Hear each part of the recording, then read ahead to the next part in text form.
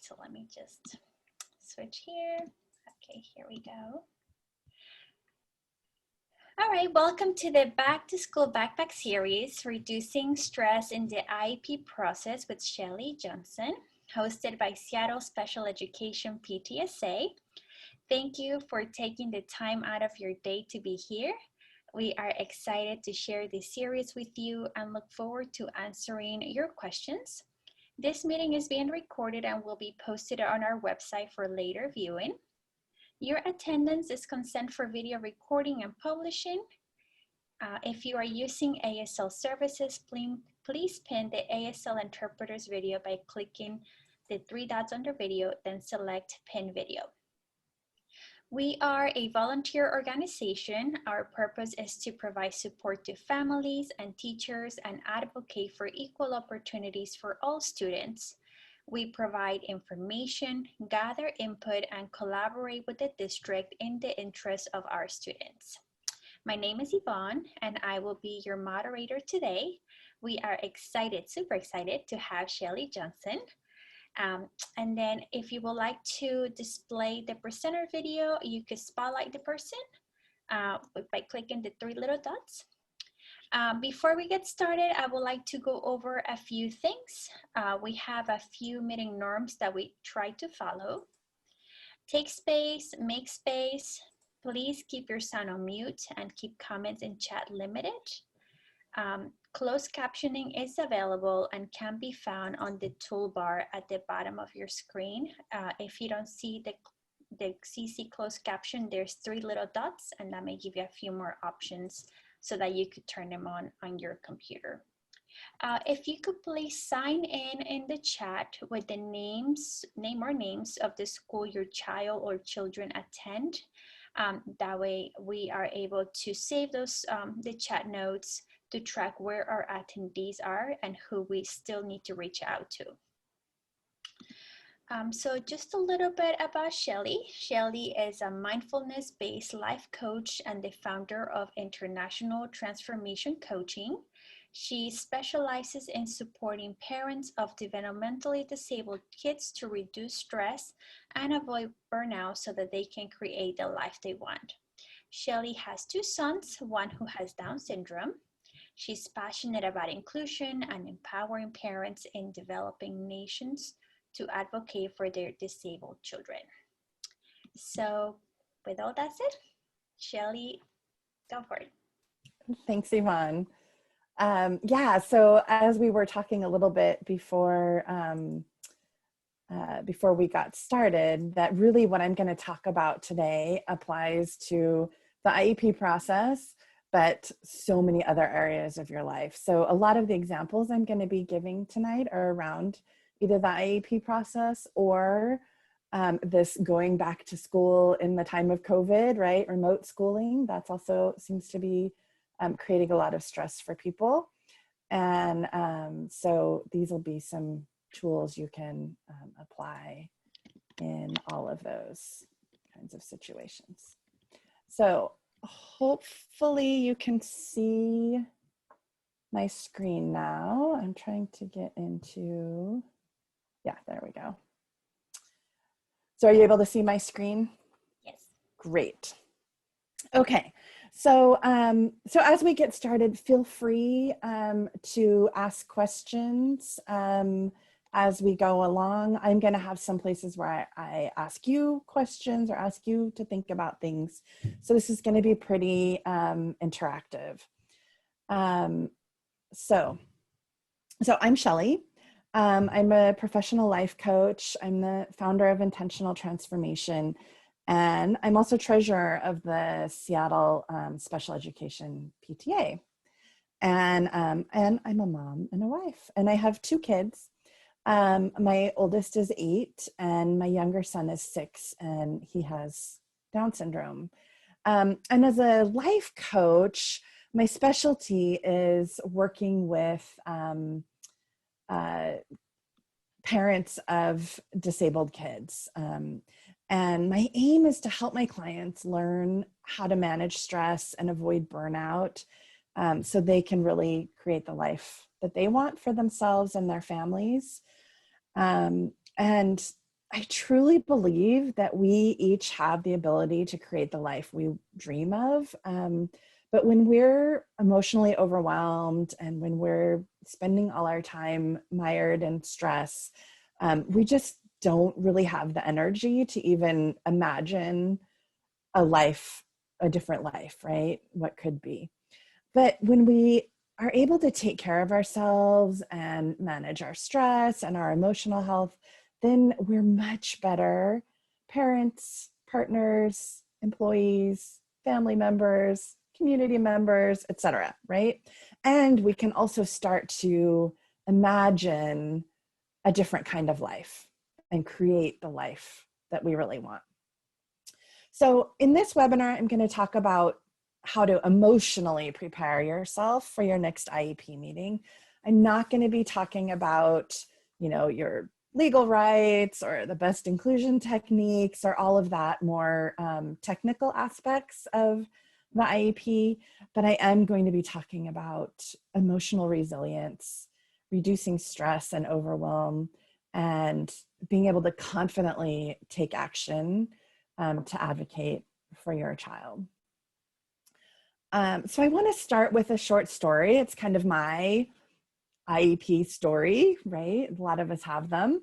And it's kind of, I picked this picture because it's kind of a windy road, right? So our story is that we lived in Germany for 4 years. Sebastian was born in Seattle, but then we moved to Germany when he was a baby.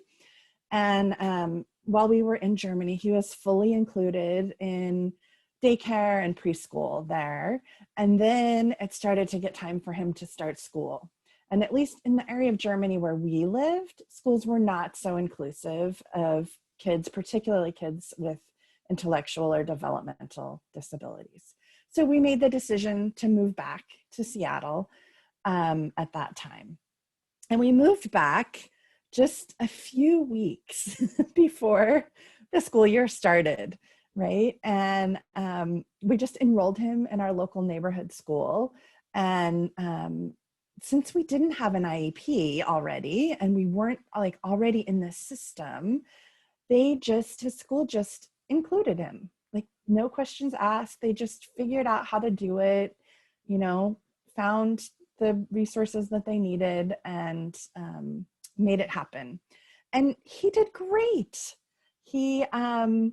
I heard like really positive things from other parents that were classmates of his. When we'd get in the car in the morning, at that time, he wasn't very verbal. And so he would sign school and he'd say, cool, woohoo. And like, that was a great sign, right? As a mom, like he was excited to get in the car and go to school.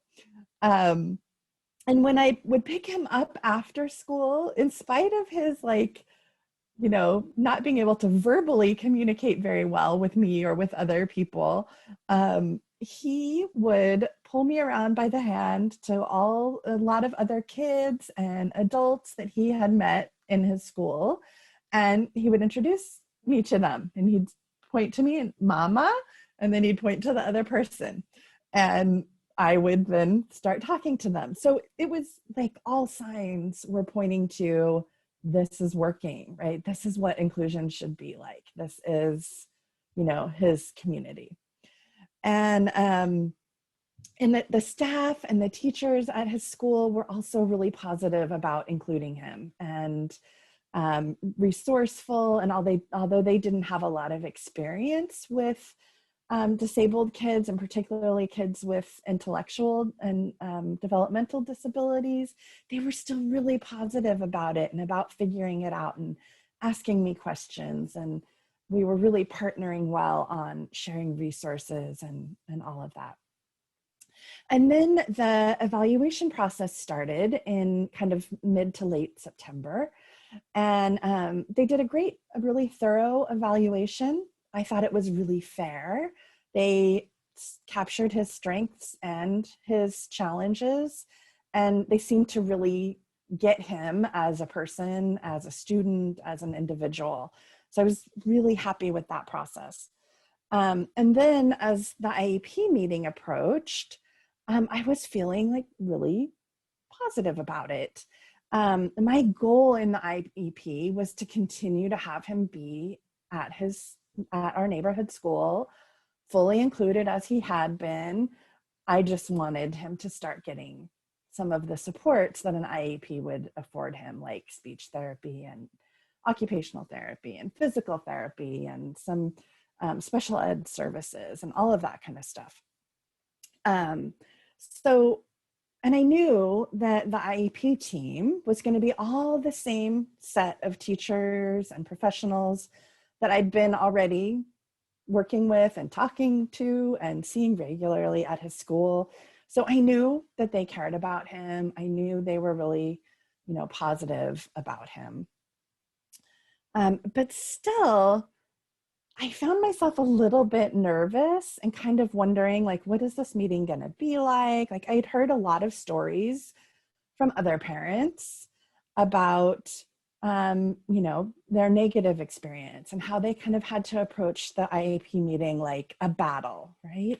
And so I kind of started wondering, is this somehow like this IEP meeting, is it going to transform this like wonderful caring team of professionals in some way, and suddenly I'm going to find myself like in a battle, right? And I was wondering, are they going to want him to continue to be part of the community? I was kind of waiting for the other shoe to drop. Like, this kind of seemed too good to be true almost. But at the same time, I had all this evidence that he was already accepted and already succeeding and already included and loved by this community. So the IEP meeting was scheduled for the Tuesday of the week of Thanksgiving, right? So not, already kind of a busy time of year. And so we had this meeting planned. The beginning of the meeting went really well. The goals that we had established were reasonable. We had a lot of open discussion. The team was open to my input on some changes to the goals up until the last 10 minutes. So we'd been in this meeting for an hour and a half already. And suddenly, the representative from the school district administration sprung the news that they would be moving Sebastian to a different school, and that the decision had already been made. And that, in fact, he would be moving on the first school day of January, which was, I think, January 2nd or 3rd, right? And you can imagine what was going for me in that moment. I was caught completely unaware, right? And so aside from the legality, whether this is legal or not, right, you can imagine where my thoughts were, where my feelings were on this. I was not on board with this decision. I was wondering who decided this and when, who was involved in the decision making.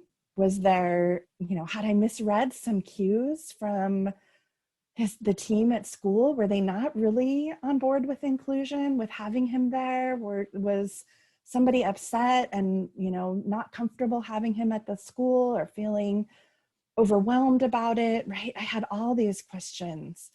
I was wondering, my self-confidence, my confidence in myself also dropped. I was wondering, like, was there something I should have done differently? Did I make a mistake? Did I not do something that I should have done, And it was, a really sudden shift from feeling like Sebastian is accepted and wanted to feeling like he was being rejected.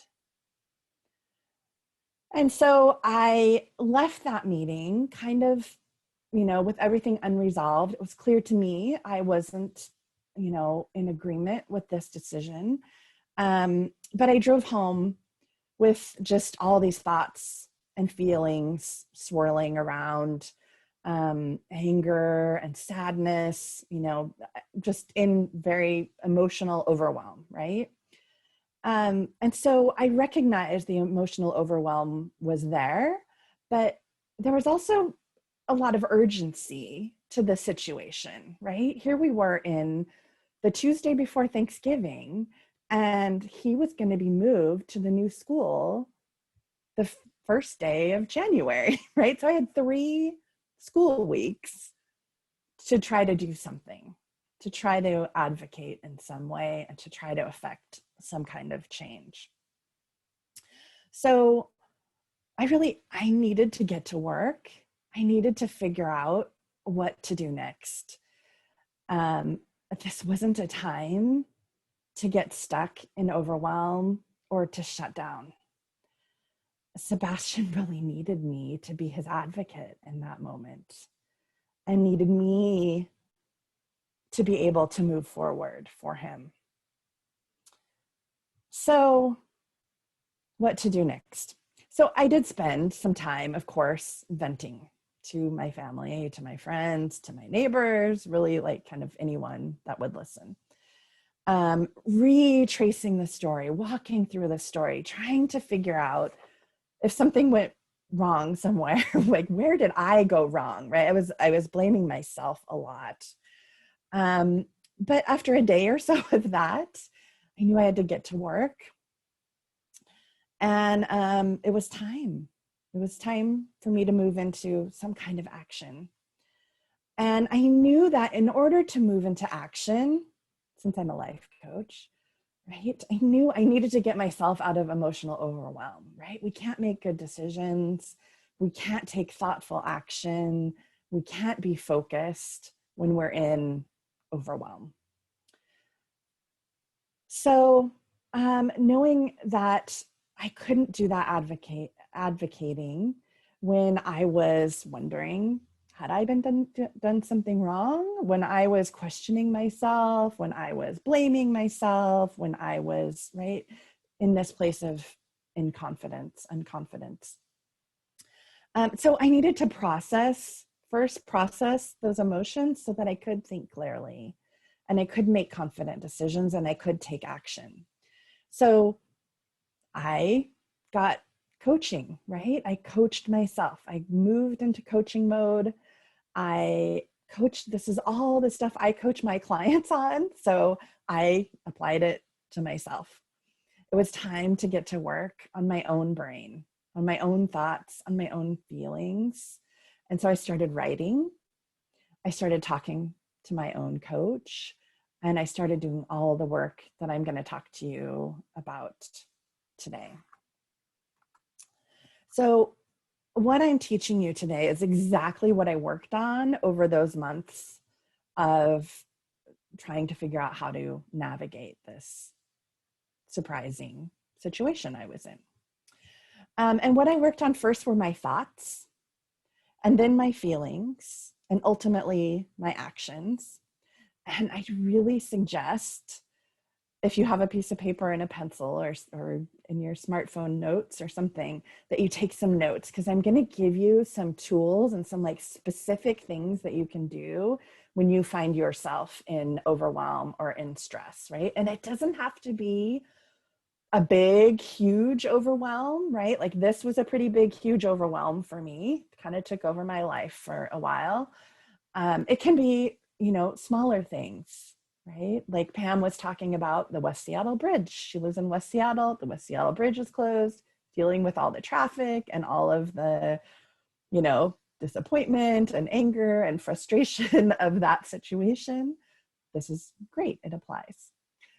This applies to, just whatever kind of nervousness or anxiety you might feel around an IEP meeting or some other big meeting, right? We sometimes also get in these situations around maybe medical situations that are going on with our kids or a loved one or whatever, right? You might have some stress in your workplace. And I'm also going to use a lot of examples tonight around COVID and remote schooling, right? The situation that we find ourselves in, right? Which is also creating, perhaps for some of you, some stress and overwhelm. So I'd suggest you take some notes and see how you can apply this in other areas of your life. So this is an interesting diagram that applies to every situation you find yourself in your life. And this is the circle of concern versus the circle of influence. And this is based on the work of a lot of kind of leading goal setting, success kind of coaches and experts and people. This particular model is based on the work of Stephen Covey, Jack Canfield, he's the chicken soup for the soul guy, and Brooke Castillo. So first, we want to look at the circle of concern. So the circle of concern is only this gray circle on the outermost circle of the diagram, which I've also labeled the circumstance. Now, the circle of concern tends to be the area where we spend a lot of our time and energy, especially when we're in overwhelm and stress. And the circle of concern is just the circumstance that you're in. So for me, it was the school district saying that they want to transfer Sebastian to another school on January 2nd. Or now, right now in COVID, your circumstance might be the school district has announced that school is going to be remote beginning in September for some period of time, right? The problem with focusing our energy on that circle of concern, on the circumstance, is that that's the one part of this model that we have zero control. So someone or something or some system or, something outside of us created this circumstance, right? It just is what it is. We can't change it as much as we'd like to, right? And so the more time and energy we spend wishing the circumstance was different or wanting it to go away or ignoring it or venting about it or railing against it or complaining about it or blaming somebody about it, right? The less energy we have to spend on the rest of the parts of the model, the circle of influence. So the circle of influence is all of the other circles here in this model, in this diagram. So your thoughts, feelings, actions, and results. Those are the things that you do have control over. So the more time we spend our energy and time in this circle of concern, in this outer circle, the less time we have to spend on the things that we can actually influence. So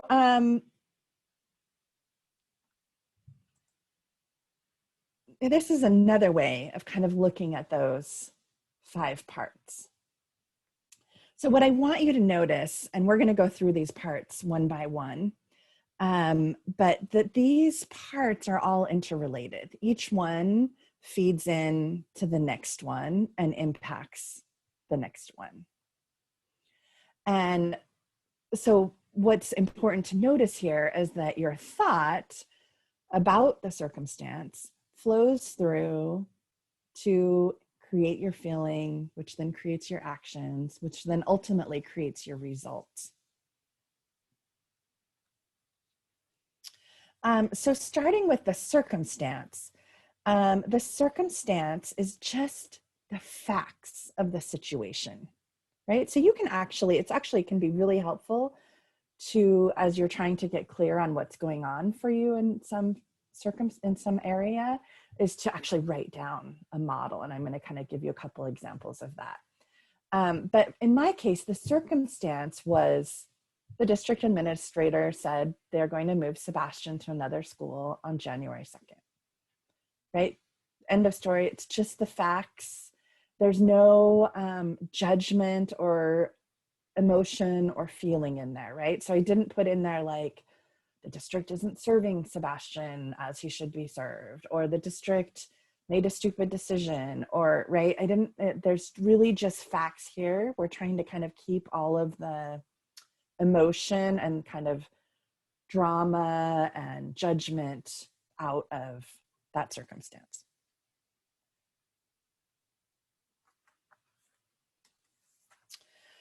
So let's move on to the thought part of it. So what's interesting about thoughts, and kind of blew my mind a little bit when I first realized this, a number of years ago, is that we can actually think whatever we want. Like, our thoughts don't just happen to us. It can kind of seem that way sometimes, but once we start to build awareness about our thoughts, we realize, like, we can actually choose which thoughts we want to think, which thoughts are helpful. So no one can take your thoughts away from you or force you to think something. People do give us suggestions of what to think all the time, right? When we're little, our parents tell us, the media tells us, our friends, our church, right? All of those entities might tell us what they think or tell us what they think we should think. But in reality, no one can force you to think a certain way. And Viktor Frankl's work while he was in a concentration camp is one very extreme example of that. Even in those horrifying circumstances, some people were able to focus on their futures, on their dreams, and maintain a positive frame of mind. Our human brains are extraordinarily powerful, more powerful and more creative than any computer that exists. And if you look around you right now, wherever you are, everything that you see was created by someone having a thought and then turning that thought into reality. So your smartphone or your laptop was created by someone thinking that a smartphone would be a good idea and then creating it. The furniture in your house is there because someone thought about the idea of a couch or a cabinet and then created a couch or a cabinet, right? And then you at some point thought the idea that you wanted something to sit on and you acquired a couch, right? And then you thought the idea of where you wanted the couch to be and you put the couch there, right? So nothing would exist if a human didn't first think it and create it. I don't mean nothing, but nothing like kind of physically around you right now. The amazing thing that our human brains can also do is that we can think about our thoughts. We have that ability. And we have 70,000 thoughts a day. That's a lot of thoughts. Most of those thoughts happen without us paying attention, right? Which is fine. Like, you don't want to get in your car and drive somewhere and have to think consciously about every single thing you have to do to drive your car, right? Like, you want that to be automated.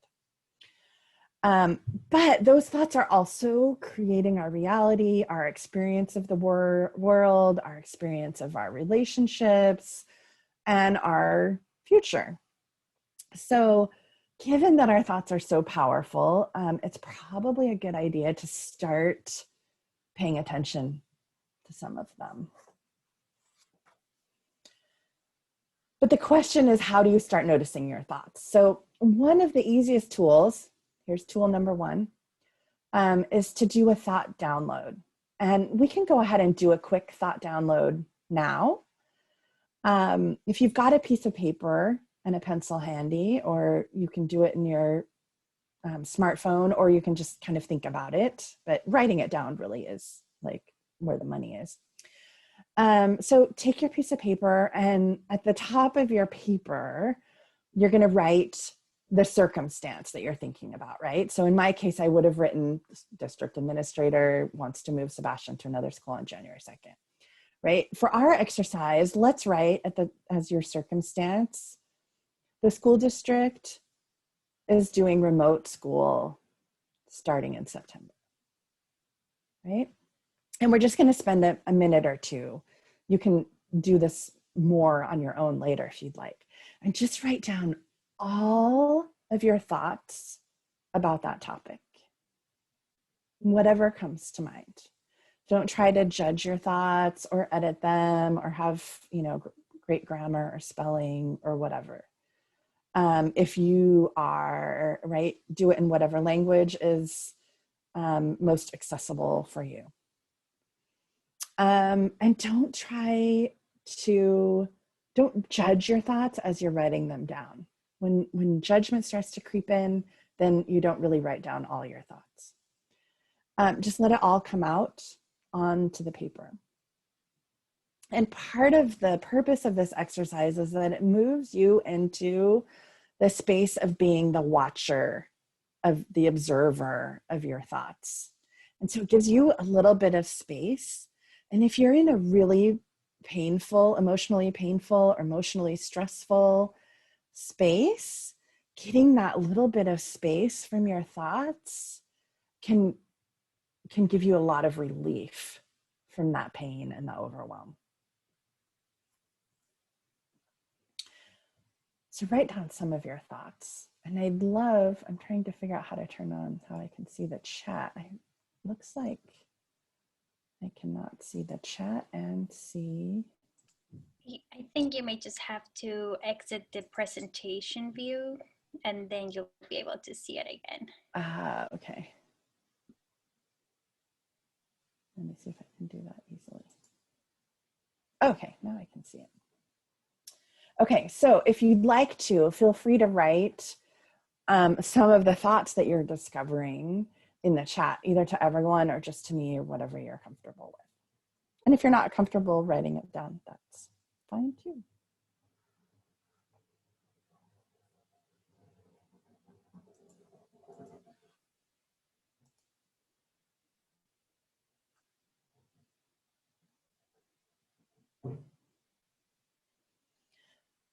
So for me, in that circumstance that I found myself in with with the school district wanting to move Sebastian, when I started doing my thought downloads, I started noticing I was having some thoughts like Sebastian is being rejected, or I did something wrong, or I'm failing him, right? And I could also start to see that those particular thoughts weren't really serving me in being able to move forward, right? They were actually kind of making me feel terrible about myself and stuck and not wanting, I kind of just wanted to hide when I thought like I'm failing him, right? There's a lot of shame around that kind of thought. And I think many of us that have disabled kids come up against that thought, right? That I'm somehow failing my child. But I could also see that there were some thoughts that did serve me, right? Like I was also I have 70,000 thoughts a day. So my thoughts weren't all negative, but I was also having thoughts like, I'm his mom. I'm a good mom. I want what's best for him. I can figure this out. I have resources. I don't have to do this alone. And those thoughts were helpful, right? So I can see like Yvonne is saying she's having some thoughts about she's feeling worried. Like, are her kids going to miss their meetings? The house is going to be noisy. The kids all learn differently. This is going to be complicated, right? Those all might be thoughts that you're having about remote schooling. I'm having some thoughts like, am I going to be able to do a good job? Is he going to get the services he needs? Can I manage both of my kids' schooling? Am I, right? There's just, and I'm also having thoughts like, I don't even know what the school is doing yet, right? Which is creating a whole other kind of feeling for me, right? Right. So somebody else is saying, My kids are already behind. They already have social issues. This is going to be expensive, right? Those are all thoughts, right? I'm not prepared to teach my kid. I have no idea what I'm doing. I don't know how this is going to work, right? So all of those things, totally valid, reasonable thoughts to have, right? So let me share my screen again here.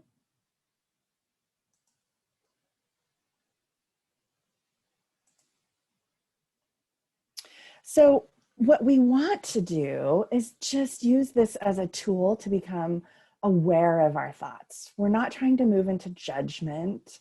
We're not trying to decide, are my thoughts true or not true, whatever, right? What we really want to decide is, are my thoughts helpful? Do they serve me in creating the result that I want, right? So we're going to move on down our diagram. So next we move into feelings, right? Our thoughts actually create our feelings. So I'm going to show you an example of this. So right now, imagine, you can close your eyes or not close your eyes, whatever you prefer. Imagine a Cocker Spaniel dog, not a puppy, a dog, a full-grown Cocker Spaniel dog. Now, if you're someone that likes dogs, you'll be thinking thoughts like, oh, what a cute dog. Its fur looks so soft. I'd like to pet it. I wonder what its name is, right? And those thoughts, if you notice your feelings right now, if you're one of those dog people, those thoughts are going to kind of create some feelings of like love or care or joy, right, for you. But another person could see that same dog, that same Cocker Spaniel dog, and think, oh, dogs are unpredictable. I don't know if I can trust that dog. It might chase me. It might bite me, right? And someone that's thinking those thoughts is going to feel feelings of fear and anxiety, right? And they're going to want to get the heck out of there. So that's just to kind of illustrate that it's not the dog that creates the feeling, it's the thoughts about the dog that create the feeling. The dog is the circumstance. Then you have the thought, and then you have the feeling.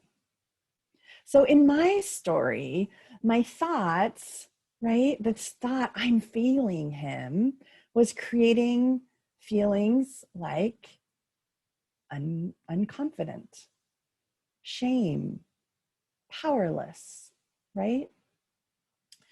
None of those thoughts feel particularly good, but also none of them served me well in moving forward and taking action to advocate for Sebastian, right? So I needed to identify some other feelings. And here's tool number 2. So one thing that is great to know about feelings is that you can create them, right? Since they're created by your thoughts and you can choose your thoughts, you can actually create the feelings that you want, right? So if you think about like what emotion would serve you going into your next IEP meeting, or what emotion would serve you if you want to stay on the topic of remote schooling, what feeling would serve you in remote schooling, right? And taking the actions that you want to take to create the results that you want for remote schooling, right? So in an IEP meeting, I want to feel feelings like empowered, strong, confident, intelligent, calm, right? In the space of remote schooling, I want a lot of those same feelings also. I want calm, I want patience, I want confidence, I want to feel prepared and capable, right? Like maybe I don't know, capability to me feels like I don't have to know everything. I know that I can figure out what I don't yet know. And so capable is like a great feeling for those situations where it's like, I'm not a teacher. I don't know how to teach my kids, but I do feel pretty capable about myself. So if I can tap into capability, then I can kind of figure it out. Like I can go find things to read, or I can talk to other people, or I can ask their teacher questions or whatever and kind of figure it out. So the tool to do is to first decide what emotion you'd like to feel, what would be most helpful to you in that situation, and write down those emotions. And then you need to experiment and figure out what thought creates that emotion for you, and also write those thoughts down.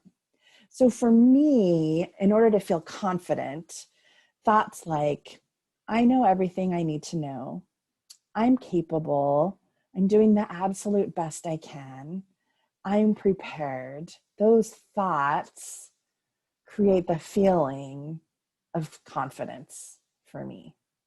So you can kind of play around with what thoughts create the feelings that you want to feel that would serve you in whatever situation you find yourself in, right? I mean, West Seattle Bridge example, right? Patience is a big one. Acceptance is a big one for me. I live in West Seattle as well. So I had some period of time of like, I can't believe this is happening. What's going on in our government? Da, da, da, da, da, right? But those thoughts and those feelings were not creating the actions and the results to like deal with the bridge being closed. Okay, so that's tool number 2 around feelings. Then what you can do is once you've identified the feeling and the thought, is start to practice it. So a great way to practice is to visualize. Your brain doesn't know the difference between you actually experiencing it and you imagining that you're experiencing it. So use that to your favor and write down the thoughts and the feelings on sticky notes and put them on your bathroom mirror or something, and practice them a couple minutes a day, right? Practice. What does confidence feel like in your body? When you say that phrase, I am capable, how does that feel? What does that confidence feel like? And the more that you practice it, the more readily accessible it is to you, like in the moment, right? In the IEP meeting when you actually need it, right? So you can also take those little sticky notes with you to your meeting, right? Put them somewhere in your notebook so that you kind of glance at them just before the meeting or maybe even during the meeting, whatever. So you can remind yourself, oh, right, I am confident. Like I do know what I'm doing. I am capable, right?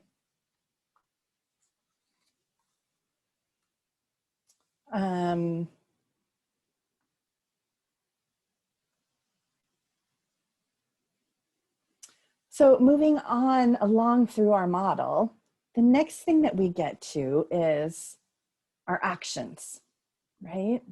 So our actions are actually fueled by our feelings, right? So when we take an action out of unconfident, right? Out of the feeling of unconfident, that for me, I kind of wrote this down here. So for me, when I was having the thought, I'm failing him, which resulted in me feeling unconfident, shame, powerless, right? The kinds of actions I was taking in those times were self-criticism, overwhelm, really being stuck in inaction, a lot of inconsistent action, kind of here and there, spinning thoughts, complaining, blaming, right? All that stuff.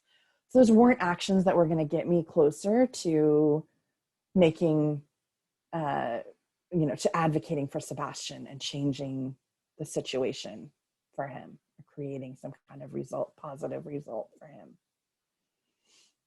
him. So now I want to show you kind of the last tool. So the last tool that I have to share with you is the idea of doing a model, right? You first have done your thought download. You've maybe done some work to decide what feeling you want to feel on purpose or what thought you want to think on purpose. And the next thing is to compare two different models, right? So this first model on the left was my kind of unintentional kind of default model that happened without me really being aware of it, right? Was this is the circumstance, the district wants to move Sebastian. I think I'm failing him. I feel powerless. I start self-criticizing. I'm stuck. I'm overwhelmed. I'm complaining. I'm blaming. And what that is going to result in is me actually increasing the likelihood I fail him, right? If I had stayed there in that feeling, until January, like I wouldn't have done anything much. I would have just kind of let him move, right? Let the district move him. And I would have just kind of been a victim to like the circumstance. I probably would have felt worse about myself, right? Nothing good would come out of that. But when I was able to get intentional about my thoughts and my feelings, that's this model on the right, that intentional model. In that one, the circumstance is still the same. The district wants to move Sebastian, but the thoughts I'm having about it are the one thing that has to change, and everything else will flow from it. So once I could land on the thought, and I had to work on it, like I had to remind myself often, like I'm not failing him. I'm figuring out what to do, right? So I can figure out what to do. I don't have to do this alone. That created this empowered feeling, this confidence, right? And out of that feeling, then I could take the action of asking questions, asking for help, reaching out to other parents, reaching out to other advocates, researching, reading, right? Asking the school district question, asking his teachers questions, talking to people, right? So there was all this action going on that was much more focused in advocacy, that was much more focused in I'm going to affect some kind of positive result, right? So all of that action then creates the result that, oh, I figure out what to do. I figure out what the options are. I figure out what's possible, what the laws are, all that kind of stuff.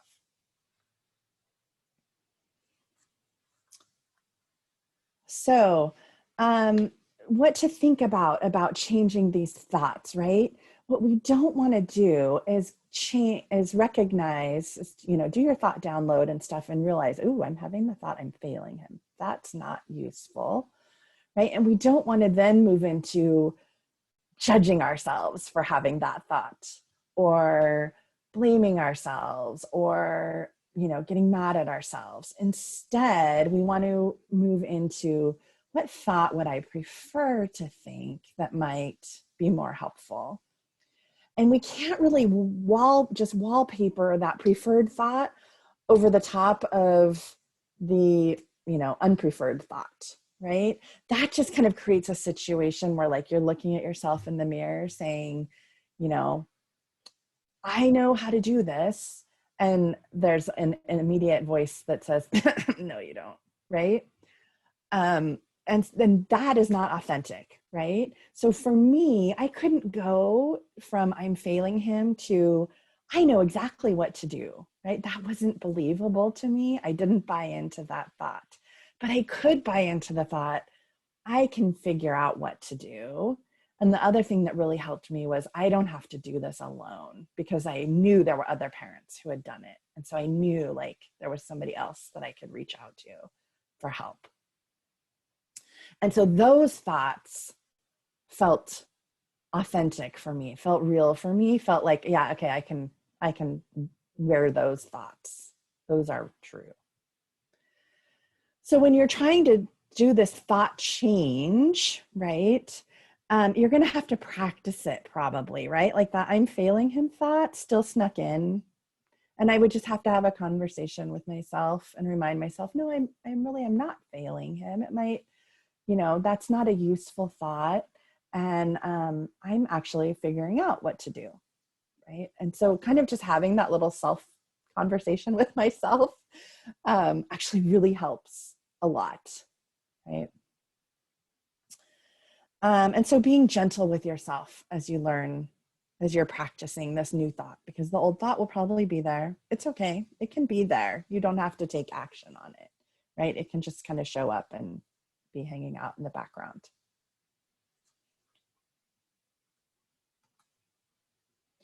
So just a quick review. So we've got this circle of influence, circle of concern, right? So the thing you don't have control over is the circumstance. That's the thing your brain might want to like focus on a lot when you're in stress. But instead, you want to turn your attention to the things you do have control over. Your thoughts, your feelings, your actions, and ultimately your results. Okay, and there were a couple of tools I talked about in there. So around thoughts, it was do a thought thought download, consider which thoughts are helpful and which aren't, decide if you want to change your thought, put your thought into one of those full models and see like what kind of feelings and actions and results is that thought creating. Feelings, we talked about a couple of tools, deciding ahead of time what feeling would be helpful, experimenting with what thoughts create the feeling, and then practicing the thoughts and the feeling. So I just want to give you a little update on our story. So I did my thought work. I did all that work all that time, processed my emotions, right? Found some thoughts that would help me, that would support me. And we ended up filing due process. We were able to keep him at the neighborhood school while we were in due process, which took 7 months, more than 8 months. And that due process ended with the school district agreeing to keep him at our neighborhood school with his friends, with his community. This is him at his school at Gatewood here in West Seattle. But now I'm doing all my thought work around first grade. He's now starting first grade, right?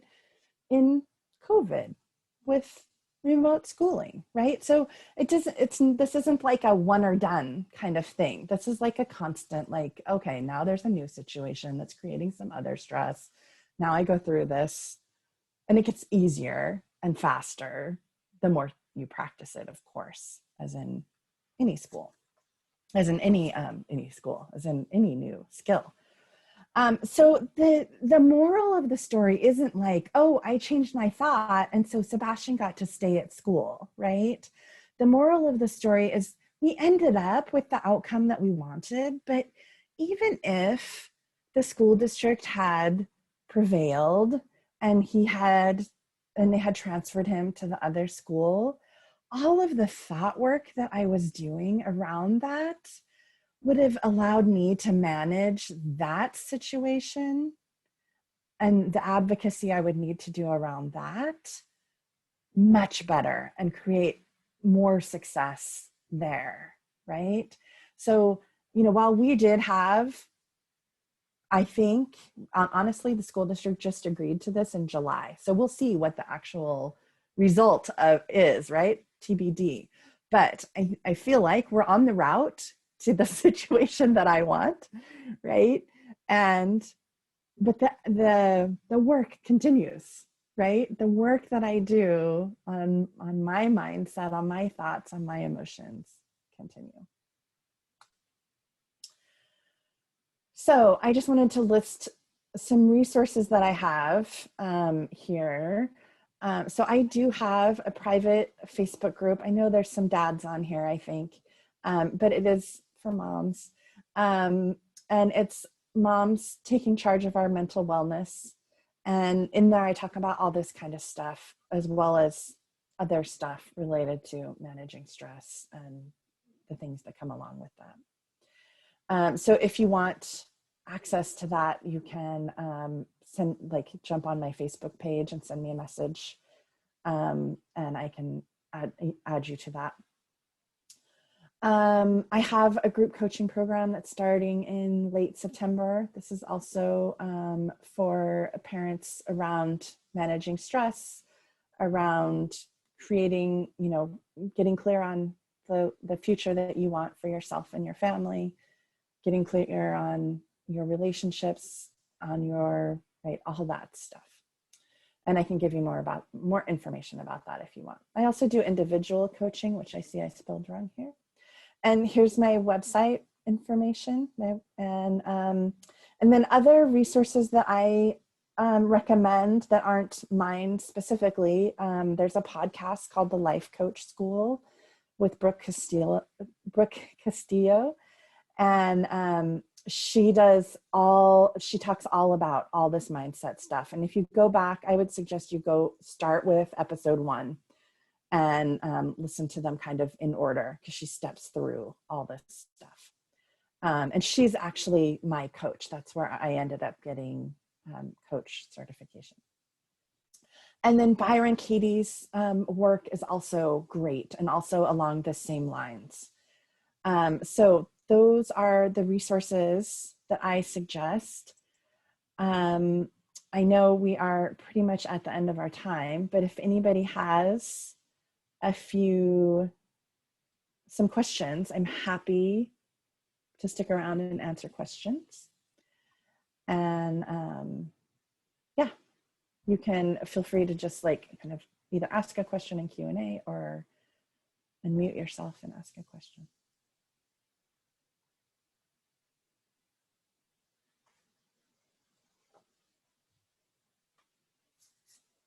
No questions?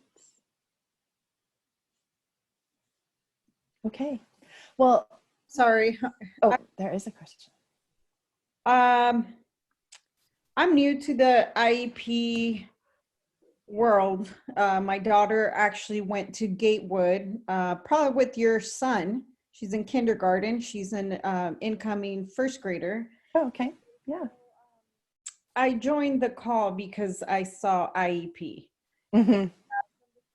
Maybe this wasn't I shouldn't be my first meeting, because it kind of reinforces that I'm in an uphill battle with this IEP. At least that's the feeling that I'm getting from just the information that I'm gathering from everywhere. Where can I get more information about how online IEPs are going to look like, or resources for that? Yeah, so I know in this whole backpack series of webinars, there were some webinars that are addressing specifically that. And I think, Yvonne, you might be able to answer this better than me, but I think there's one later this week, actually. Okay. Is there any recordings that I can listen to from previous? Yeah, so our recordings haven't been posted yet, but if you PM me your email address, I can actually share with you. The very first webinar of this series was called the ABCs of IEPs, and it really just kind of helps you break down your rights, kind of like just general understanding of who could be present in that meeting. So it's a really nice kind of beginning guide to the IEP process. So if you send me that, I can forward that to you. That will also be available in our website. We just haven't edited all the information that we're going to be uploading from this series. So that should definitely help you. Okay, thank you so much. And I will definitely keep listening to all your other webinars. Yeah. Really love the coaching. It's great. I was feeling particularly stressed out today. So it really. Yeah, do a little thought download. So the thing in your question, you said you're feeling, overwhelmed and feeling like this is reinforcing your thoughts that this is going to be a negative experience, right? And those are just thoughts to pay attention to, and to ask yourself, is that a thought that serves me or that doesn't serve me? And then decide what you want to do with it. And then I also see in the chat that somebody posted that she or he is a parent to parent at the ARC. And so the ARC, I know, also has lots of great resources.